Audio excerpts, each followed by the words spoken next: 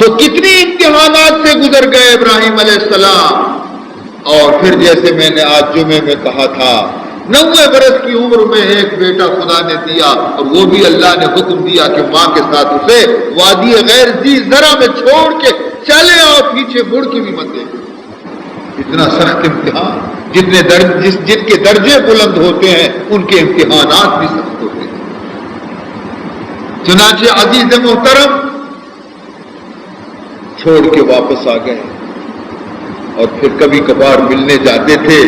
جب 8-9 برس کی عمر کو پہنچے فلما بلغ معه السعي، اللہ نے جو حکم دیا تھا سمجھ گئے. آئے، ان کی والدہ سے کہا ہاجرہ بیٹے کو نئے کپڑے پہناؤ. پوچھا کیوں اسماعیل کے ابا کیا بات ہے؟ کہا آج ہم ان کو کسی مہمانی میں لے جائیں گے. ماں نے نہلایا، کپڑے بدل دیے، والد کے ساتھ مہمانی میں جا رہے ہیں، ساتھ لیا. اسماعیل خوشی سے اپنے باپ کے آگے اچھل کود کے جا رہا ہے کہ آج ابا کے ساتھ جا رہا ہوں. شیطان سامنے سے آیا اور کہا بھائی اچھل کود کے جا رہے ہو، کیا بات ہے؟ اسماعیل علیہ السلام نے جواب دیا نہیں معلوم تمہیں، آج ہم مہمانی کے لیے ابا جان کے ساتھ جا رہے ہیں، کھانا کھانے جا رہے ہیں.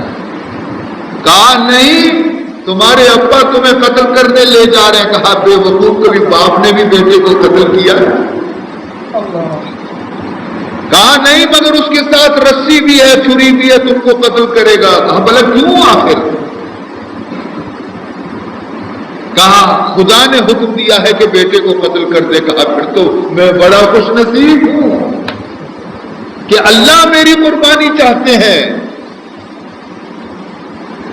پتھر اٹھا کے مارا. پھر آئے ابراہیم کے پاس، ابراہیم دیکھو یہ بیٹا تمہارا، اب اچھلنے کودنے کا زمانہ آ گیا، ابھی تو تم نے اس کو دیکھا بھی نہیں. کیا تیرا دل گوارا کرتا ہے کہ ایسے بیٹے کو جا کے ذبح کر دو؟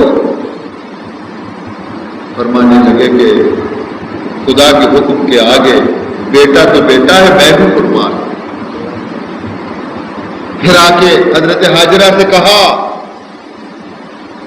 جانتے ہو ابراہیم تیرے بیٹے کو کہاں لے گیا؟ دعوت میں لے گیا. کہا نہیں، ذبح کرنے لے گیا. کہا کبھی باپ نے بھی بیٹے کو ذبح کیا؟ کہا ان کو وہ کہتے ہیں کہ خدا نے حکم دیا ہے. کہا خدا کے حکم کے سامنے تو ہم سب قربان ہیں. شیطان کو سوائے پتھر کے کچھ نہیں ملا، اور یہی وہ پتھر ہیں جو شیطان کو لگتے ہیں، آج ہی مارتے ہیں اس کو.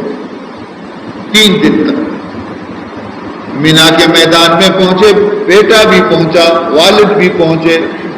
اب باپ نے اپنے بیٹے سے کھل کے باتیں کی، کہنے لگے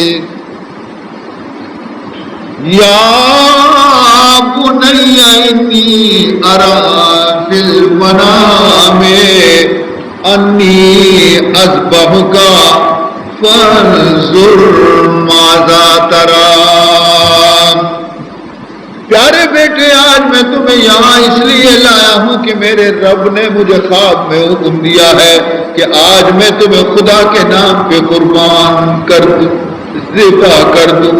چھری بھی میرے ساتھ ہے، رسی بھی میرے ساتھ ہے. تو کیا کہتا ہے؟ تیری کیا رائے ہے؟ تیری مرضی کیا ہے؟ میں تجھ سے پوچھتا ہوں. نہ بیٹے نے کچھ سوچا، نہ کچھ فکر کیا، نہ کچھ تشویش ہوئی، فوراً برجستہ اسی وقت اپنے والد سے کہنے لگے یا ابت افعل ما تؤمر. ابا جان پھر دیر کس کی ہے؟ سبحان اللہ. یا ابت افعل، ابا جان پھر دیر کیوں لگا رہے ہو؟ جو حکم مل چکا ہے اس کی تعمیل کرو، میری فکر مت کرو. ستجدنی انشاء اللہ من الصابرین. انشاءاللہ آپ مجھے صبر کرنے والوں میں پاؤ گے. نہ میں ہاتھ ہلاؤں گا، نہ میں پیر ہلاؤں گا، نہ میں گردن کو اپنی ٹیڑھی کروں گا. میں خوشی خوشی سے خدا کے آگے جان دے دوں گا. عظیم بہتر نباشد در جہان نام، عظیم بہتر نباشد در جہان کہ قربان خداوند است جانم. میرے لیے یہ سب سے بڑی سعادت اور دولت کی بات ہے. اس سے زیادہ عزت میرے لیے کیا ہو ابا جان کہ میری یہ حقیر جان اللہ کو پسند آ گیا، اللہ نے اسے قربانی میں قبول کیا. عزیزان محترم، فلما اسلما وتلہ للجبین، ماں باپ اور بیٹا جب دونوں فرما بردار ہو گئے خدا کے حکم کے، اور باپ نے کیا کیا، اسے منہ کے بل زمین پہ گرا دیا، پیشانی کو زمین پہ رکھ دیا تاکہ چہرہ نظر نہ آئے. ایسا نہ ہو کہ شفقت پدری جوش مارے. چہرے کو زمین کی طرف کر دیا، چھری نکال کے حلق پہ پھیرنے لگے اور اوپر سے ندا آ گئی، یا ونادیناہ یا ابراہیم قد صدقت الرؤیا. ابراہیم بس ابراہیم، بس ابراہیم، تو نے اپنا خواب سچا کر دکھایا، ہم نے تیری قربانی کو قبول کیا. لو جنت سے مینڈا ہم نے بھیجا ہے، اسے قربان کر دو. عزیزان محترم، یہ اللہ تعالیٰ کو یہ سارے اعمال اتنے پسند آ گئے. وہاں ہاجرہ پانی کے لیے دوڑتی رہی اور یہاں حاجی صفا مروہ کے درمیان دوڑ لگاتے ہیں. اسی طریقے پر یہاں حضرت ابراہیم علیہ السلام نے بیٹے کو قربان کیا، وہاں ساری امت محمد پہ لازم کیا گیا کہ تم بھی قربانی پیش کرو. آج جانور کی قربانی کر رہے ہو، کل اگر تمہارے جان کی ضرورت ہو تو اسے بھی دے دو گے. عزیزان محترم، بہرحال عزیزان محترم، تو حج جو ہے دراصل یادگار خلیل ہے. میں نے عرض کیا کہ حج جو ہے وہ سفر عشق ہے، سفر محبت ہے، عشق و محبت کا سفر ہے. بیت اللہ کی طرف جانا کہ وہاں کوئی کام آپ اگر مقصد پوچھو تو کچھ معلوم نہیں پڑتا. دیوانہ جو کام کرتا ہے کوئی کام مقصد سے نہیں ہوتا. ان کا ہنسنا، ان کا رونا، ان کا بیٹھنا، ان کا اٹھنا کوئی مقصد نہیں ہوتا. یہی حال ہوتی ہے حجاج کرام کی. جا رہے ہیں بیت اللہ کی طرف، محبت اور شوق میں جا رہے ہیں، آنسو میں آنکھوں میں آنسو ہیں، لب پہ لبیک کی صدائیں ہیں، اور ایک عجیب کیفیت کے ساتھ جا رہے ہیں. اس وقت کا منتظر ہے جب سرزمین مکہ میں داخلہ ہوتا ہے. عزیز محترم، جب وہ وہاں پہنچتے ہیں اور یہ کہا جاتا ہے کہ بھائی یہ وہ مقام ہے کہ جہاں جبریل امین آیا کرتے تھے. یہ غار حرا ہے، یہ جبل ثور ہے، یہ شہر مکہ ہے، یہ حرم مکہ ہے. اور جلدی سے اپنے معلم سے کہتے ہیں کہ ذرا جلدی ہمیں حرم کعبہ کا دروازہ بتا دو. جب باب السلام سے گزرتے ہیں، کتنا ہی سخت دل انسان کیوں نہ ہو، پتھر جیسا دل رکھنے والا انسان کیوں نہ ہو، میرے محترم بزرگوں جب اندر داخل ہوتے ہیں، نظر جب پہلی مرتبہ بیت اللہ پر پڑتی ہے، آنسو ہیں کہ تھمتے نہیں. اللہ، رونا شروع کر دیتے ہیں، بغیر اختیار کے آنسو بہتے جاتے ہیں. عزیز محترم، عجیب کیفیت وہاں کی ہوتی ہے. یہ ہے بیت اللہ، سیاہ پوش. جی چاہتا ہے کہ وہاں تڑپ تڑپ کے جان دے حاجی صاحبان. اب وہاں کہ یہاں ہمارے رب نے ہم کو بلایا، یہ ہمارے رب کا گھر ہے، یہ کیا ہے چاندی کے خول کے اندر، یہ کیا چیز ہے؟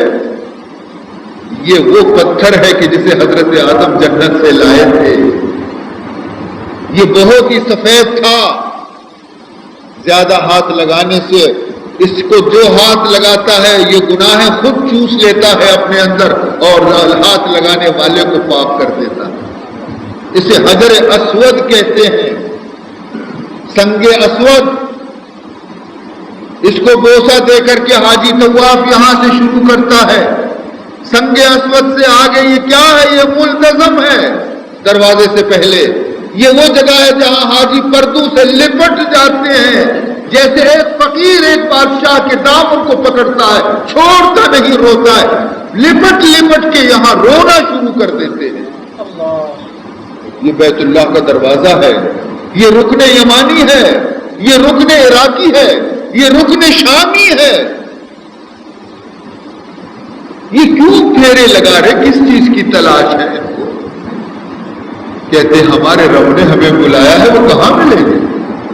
رکن شامی میں ملیں گے، رکن یمانی میں ہوں گے، رکن عراقی میں ملیں گے، کہاں ملیں گے؟ ملتزم میں ملیں گے۔ 7 پھیرے لگانے کے بعد عزیزان محترم وہ آتے ہیں اب مقام ابراہیم۔ مقام ابراہیم معلوم ہے یہ وہ پتھر ہے کہ جس پر کھڑے ہو کر حضرت ابراہیم علیہ السلام نے بیت اللہ کی تعمیر کی ہے۔ وَإِذْ يَرْفَعُ إِبْرَاهِيمُ الْقَوَاعِدَ مِنَ الْبَيْتِ وَإِسْمَاعِيلُ۔ عزیزان محترم، اللہ رب العزت کے حکم سے اسماعیل علیہ السلام جوان ہوئے۔ اسماعیل علیہ السلام نے شادی کی، قبیلہ جرہم میں شادی کی، اور باپ ملنے کے لیے آیا۔ اسماعیل گھر پہ موجود نہیں تھے، بیوی سے ملے، پوچھا اسماعیل کہاں ہے؟ انہوں نے بے رخی سے بتایا کہ وہ یہی کہیں باہر گئے ہیں۔ کہا کیسے ہیں تمہارے ساتھ؟ اسماعیل کہا بس چلتا ہے، اچھا نہیں ہے میرے ساتھ۔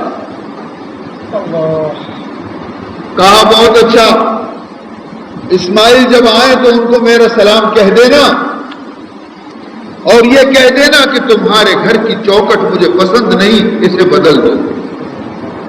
اس لیے کہ اس نے شکایت کیا تھا کہ مجھے نہ اچھا کھانا دیتا ہے، نہ برابر کپڑے دیتا ہے، میری خبرگیری برابر نہیں کرتا،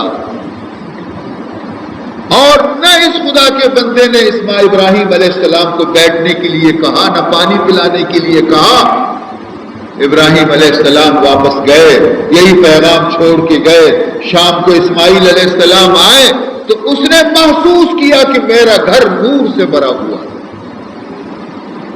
نبی جہاں جاتا ہے تو وہاں خوشبو ہوتی ہے، وہاں انوارات ہوتے ہیں، ان کی نگاہ دوسرے ہر شخص نہیں دیکھ سکتا، مگر دیکھنے والے دیکھ سکتے ہیں۔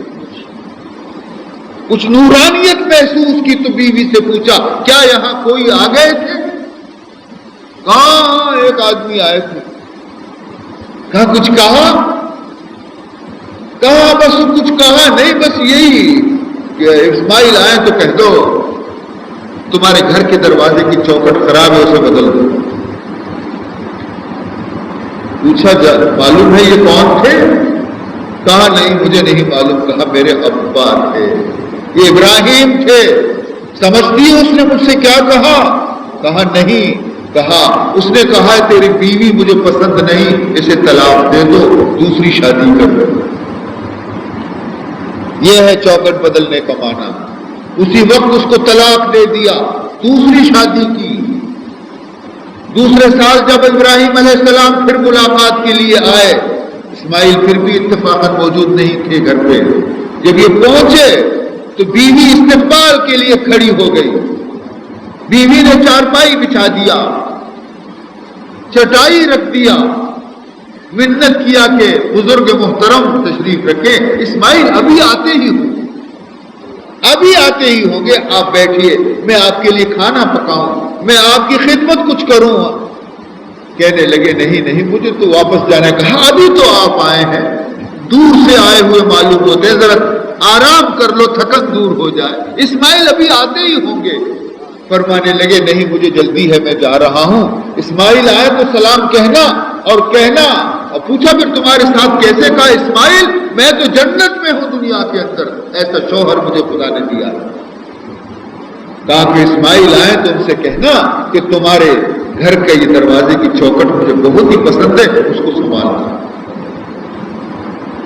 شام کو ابراہیم اسماعیل علیہ السلام آئے، نورانی اثرات دے کے پوچھا یہاں کوئی آئے تھے؟ کہاں ایک بڑے بزرگ آئے تھے، ایک نورانی چہرے والے انسان آئے تھے، ان کے چہرے کے دیکھنے سے مجھے سیری نہیں ہوئی تھی، ان کی باتیں اتنی مجھے پیاری لگتی تھی کہ میں چاہتی تھی کہ یہ برابر بیٹھ کے باتیں کرتے رہے، مگر وہ نہیں بیٹھے، نہ ایک گلاس پانی پیا، نہ تھوڑی دیر کے لیے بیٹھے، مجھے اس کا بڑا دکھ اور ملال۔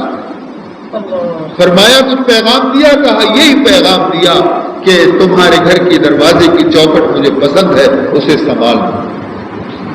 ابراہیم علیہ السلام نے پوچھا تم جانتی ہو یہ کون تھے؟ کہا میں نہیں جانتی، مگر یہ تھے بڑے بزرگ شخصیت تھے۔ فرمایا میرے ابا تھے ابراہیم علیہ السلام، اور انہوں نے تم کو پسند کیا ہے اور کہا ہے اس بیوی کو سنبھالنا، یہ یہی بیوی ہے کہ ان کے سلسلے نسب سے حضرت محمد مصطفیٰ صلی اللہ علیہ وسلم پیدا ہوئے۔ تو اللہ تعالیٰ نے حکم دیا ابراہیم علیہ السلام کو، اے ابراہیم تو اور اسماعیل مل کر کے میرے گھر کی بنیادوں کو اٹھا، دیواروں کو بنا۔ چنانچہ حضرت ابراہیم علیہ السلام مستری بن گئے اور حضرت اسماعیل علیہ السلام مزدور بن گئے۔ پتھر اٹھا اٹھا کے ابا کو دینے لگے، گارا اٹھا اٹھا کے ابا کو دینے لگے، اور وہ دیواریں بلند کرتے رہے بیت اللہ کی۔ وَإِذْ يَرْفَعُ إِبْرَاهِيمُ الْقَوَاعِدَ مِنَ الْبَيْتِ وَإِسْمَاعِيلُ، یاد کریں وہ زمانہ جب ابراہیم علیہ السلام بیت اللہ کی دیواروں کو اٹھا رہے تھے اور اسماعیل بھی ان کی مدد کر رہے تھے۔